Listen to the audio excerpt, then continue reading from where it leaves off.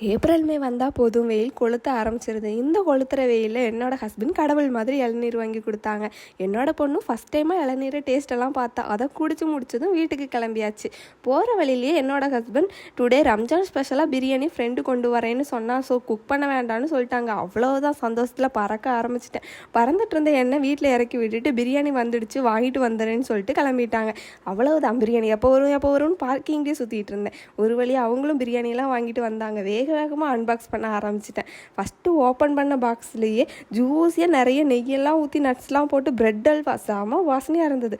அப்புறம் கத்திரிக்காய் ரைத்தான்னு எல்லாமே வச்சுருந்தாங்க. ஃபைனலாக ஓப்பன் பண்ணது தான் ரம்ஜான் ஸ்பெஷல் மட்டன் பிரியாணி. இவங்க பிரியாணியில் போட்ட மொத்த மட்டன் இதில் தான் இருக்கும் போல இருக்குது. பக்கெட்டோடு எடுத்து வச்சு சாப்பிடணுன்னு தான் ஆசை.